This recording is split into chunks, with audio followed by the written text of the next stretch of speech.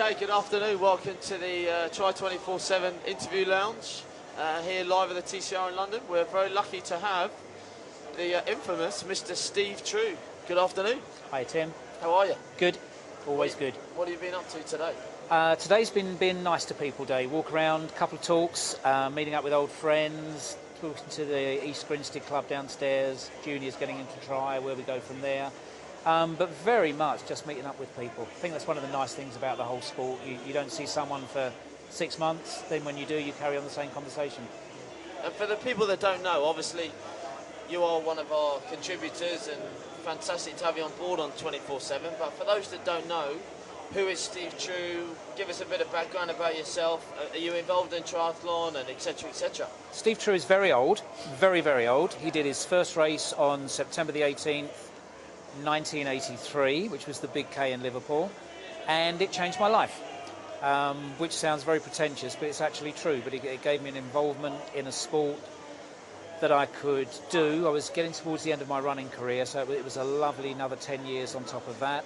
It's given me an introduction to coaching in 3 sports, to being involved with race commentary, European and World Championships, Commonwealth Games, Olympic Games, coaching, team managing, in with the media. It's been fantastic. It's taken me around the world a few times, and I love it, and I wouldn't change it for anything. That sounds like just a few jobs. Let's go through each one individually. What kind of coach? Do you still coach? Who did you coach? Yep, still coaching a lot. The profile athletes I've worked with, Sean Bryce, who was at the 2000 Games, Olympic Games, yeah. Sorry. Kerry Skillfillan, who was at 2000 Olympic Games on cycling. Iona Winter, representing Jamaica at 2000 Games. Been involved with the British team since the mid-80s. I think one of my advantages was coming in to triathlon with a teaching background and had been used to be coaching swimming and cycling. And I think it's fairly difficult to change over in some areas, just coaching in one sport to try and coach in all 3 of them.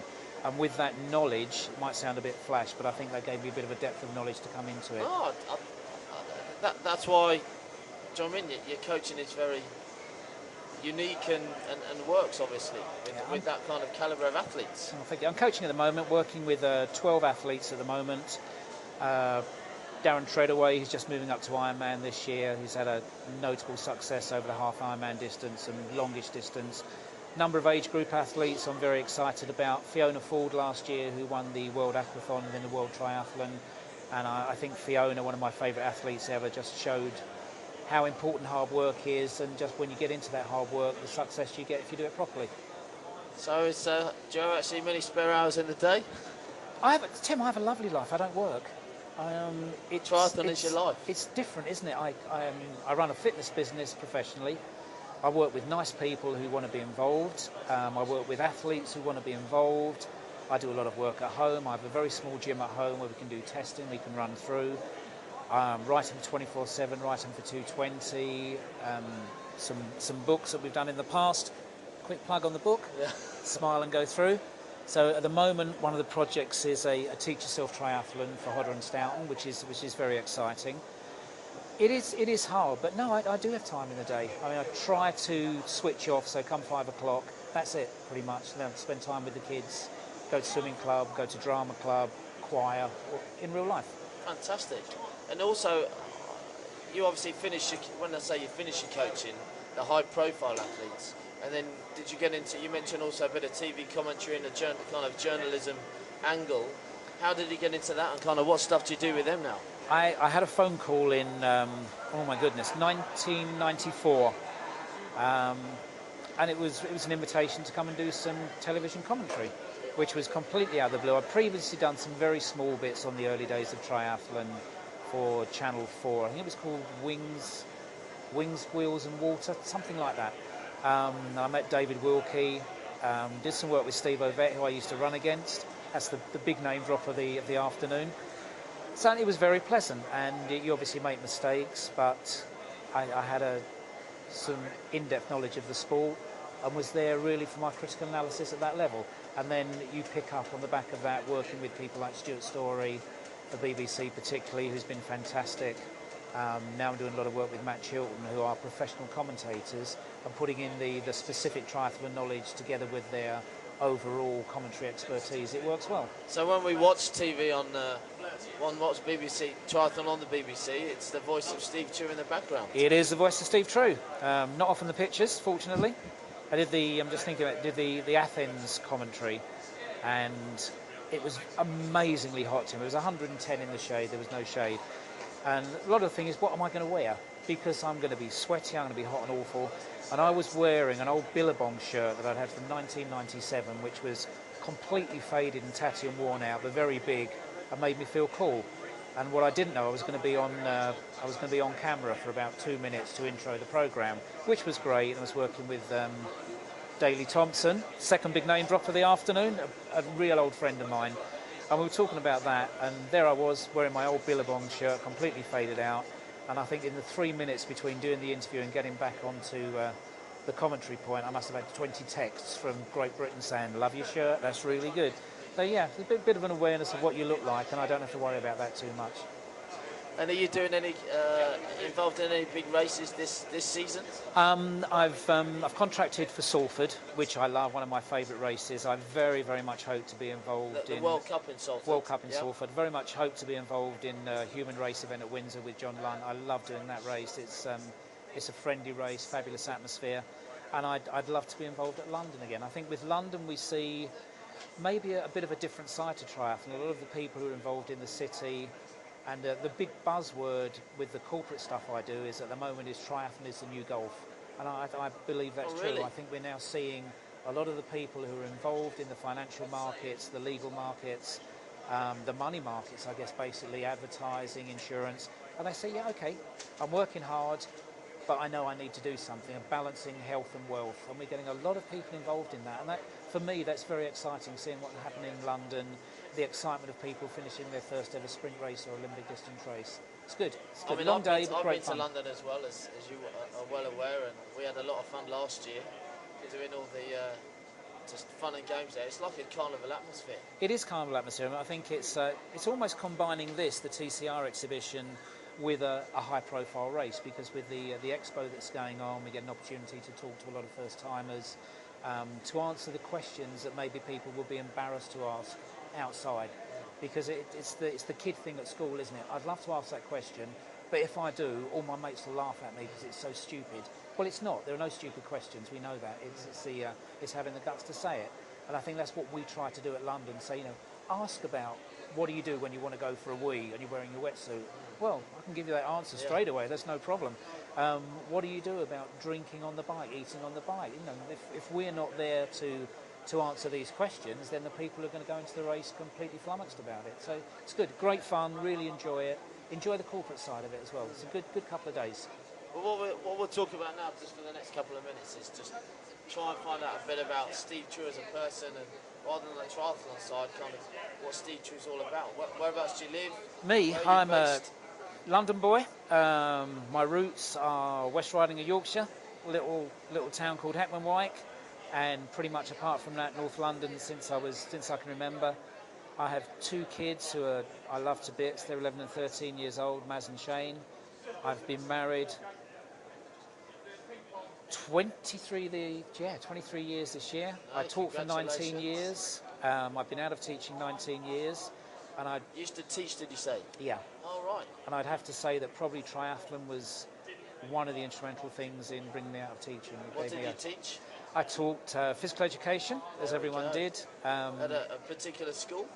Wood Green Comprehensive, and we amalgamated my last 4 years of teaching. It was in White Hart Lane Comprehensive. It is now Parkside Academy. It's in White Hart Lane in Tottenham, North Haringey. London. It's an interesting area. And what were you like at school? As a kid, I was pretty ordinary. Never very good at sport until maybe the last couple of years, and I think that's something that was good for me, showing that kids don't have to be good. A lot of it's to do is just how big you are, and I was weenie till I was 16. So there's an appreciation with working with kids, that it's not the kids who have the instant success who are going to make it, just seeing what goes through there. Yeah, I was pretty ordinary. Ran county stuff, swam county stuff, and probably did more when I came out of school, university, and then started going through. Ran at national level, swam at national level. Great fun. Really, I've had a lovely life. Really have. That's what it's all Amazing. about. And Amazing. in that life, you've obviously travelled quite a bit with your sport and obviously your commentary and all the other training stuff you've been doing. Is there a particular place where you would either live or just have a kind of a favourite place in the world? We do a training camp in a little town called Cesenatico in Italy, which I love dearly. I adore Australia. Going down to Melbourne next month, which will be the third time in a year. Very and nice. A bit. Just because I totally fell in love with a city Melbourne called Geelong. particularly, or Geelong, just outside Melbourne. I love Perth. Sydney is one of my favourite cities. I love Brisbane and the Sunshine Coast. South Africa, we worked in Stellenbosch for a few years. The ability, the privilege of being able to travel is fantastic. It does sound like a nice life you've led so far. Yeah, lots more to come, hopefully. And if you got any kind of heroes yourself that have inspired you, or in triathlon, or heroines, or I don't know. I guess you're not supposed to have heroes when you get old because your heroes start being younger. The guy I really respect and admire would be Greg Welch. He's a world champion, but that's only part of it. He's a gentleman. He's an old-fashioned gentleman. He has an amazing sense of humour. He's a very caring guy. He's had all sorts of health problems with the heart stuff, and he's aware of that. And he was telling me about one of his heart ops and was laughing so much he cried. Open heart surgery. My God, how do you get through that? You know. And he gave me an Aussie shirt, and he washed my socks for me. And he is just the nicest bloke in the world. And we've had a lot of laughs. And there's a lot of nice people over the years. My big coaching buddies are Chris Jones, who I've travelled with a lot, Bill Black, Barry Shepley in Canada, Rob Pickard in Australia, just lovely coming people. Back. Yeah, really nice people. And Bill's down today as well, isn't he? Yeah, I've missed Bill yesterday. I had problems on the M25, but I'm going to be around for a little while. I'd love to get back in touch with Bill. I think it's with Bill and Chris, probably with Barry and Rob in Australia as well. You don't see people for a few months and then you carry on that conversation that the last time you were waking up in the motel room in the morning and saying, yeah, what about her then? What about that athlete? What I think and what we're doing, and thought about really extending the back crawl just before recovery on the front crawl. Yeah, that sort of relationship where you just meet up and you carry on the same coffee and the same talk. And is there an item or items that you can't live without? Whether or not it's at home or when you're travelling, or items you can't live without. Pocket full of sighs, heart full of tears. I don't know. People would say you can't live without his white wine in the evening, which has probably got an element of truth to it. I love relaxing. I love sitting down with a glass of white wine at the end of the day. I love travelling with my kids. I hate being away from my kids when I'm travelling, and that's one of the reasons I cut down so much after the Sydney Olympics. If I could have the lifestyle to let the kids come with me with a private tutor, I think I'd still be doing it more. No, you never know. And what about if you got any kind of particular talent that would surprise people that people don't know about? You never know. I don't know. My brother's a professional singer. Oh, is he? And he makes a very good living from that. And I'm not jealous, I'm very envious and very much in awe of what he could do. I'd love to be able to sing. People tell you that I can't, but give me a karaoke mic and we'll go for that. I don't know. What am I good at? Yeah. I have a thing with coaching about communication. I think that's one of my big bugbears, that I think there are some fantastically knowledgeable coaches out there in technique, technology, scientific terms, but they're maybe not able to get it across because their communication skills aren't great. And I really enjoy working with coaches on the communication aspect of coaching, and with athletes as well. What it's all about. I totally agree. It's where's the key? Why do some coaches succeed with one athlete? Why does an athlete have no success with one coach, and within a year with another coach they've changed? The athlete's the same, but where's the trigger that we get through? To me, that's the real key.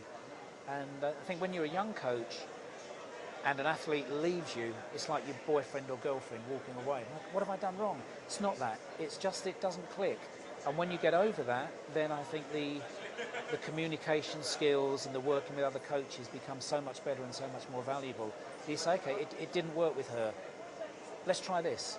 And somebody will come to you and go, look, could you have a look at George, John, Jimmy? Because I'm not getting through to him. Maybe you can. It's a different set of eyes. Different set of eyes. Just you gel, you click. It's nice working with a team of coaches and with Bill Black and Chris Jones particularly. I think over the years, working together with British teams, junior and senior teams, you get great ideas from other people immediately, of course, but you also learn to appreciate how knowledgeable other people are. And we do this whole case thing, copy and steal everything. It's what we do as coaches. You know, it works for him, let's try it out. Yeah, big time. Yeah. And what was the, you just mentioned about your brother being a singer. What can you remember on the music front? What was the first ever single you ever bought? First ever single? Oh my goodness. Maybe memory of... Might have been Johnny Layton. Johnny Remember Me? My God. Paul Anka singing Diana, 61, 62, something like that. There we go. There you go. And what about the, what was the last album or that you listened to, whether or not it's today or yesterday, in the car or whatever? It probably would have been Bette Midler, Wind Beneath My Wings, or Elvis Presley, Always on My Mind. There you go, what a giveaway that is. There we go. Janice Ian, 17. And then especially, just actually a few questions for Henry, our editor. He's asked me to specifically ask you, do you, when you ride, do you use tyres or tubulars? I use tubs, still use tubs. Still use tubs? And do you shave or do you wax? I shave my legs, and that is very embarrassing. I'm talking about it to a guy downstairs who's just about to take the plunge. And I think with shaving legs, it's the experience of having had crashes more than anything. And you get the grease and the grit out a lot easier. If you're getting physio or massage, it's much better. They prefer it if you've got shaved legs. Well, there we go. And then finally, the last question. Thought-provoking, I know. You can invite 3 famous people to dinner, or not necessarily famous, dead or alive. Who would they be? Greg Welch. No problem with that at all. Makes me laugh. Wow. Dudley Moore. Dudley Moore, here we go. Greg Welch and Dudley Moore, that'll be something special. Oh my goodness me. Steven Spielberg. And we would fish for ideas. Really? Are you a bit of a movie buff? A bit, but I love the way he thinks. I love the way he thinks. Well, there we go. We heard it first here. Steven Spielberg, Dudley Moore and Greg Welch. Well, it's been fantastic, Steve. We'd just like you to sign our table, as it were. Choose a colour. We've got all the superstars we've had over here over the weekend, so it'll be a real treat to have you on there as well. Black is back.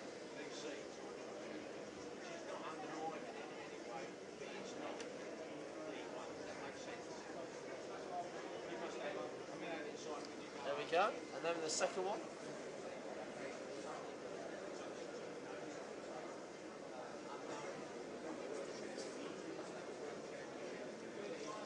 There we go. 100% finished. It's been a fantastic time to talk to you, and we look forward to working with you over the next couple of months. All success. Fantastic. Cheers, Tim.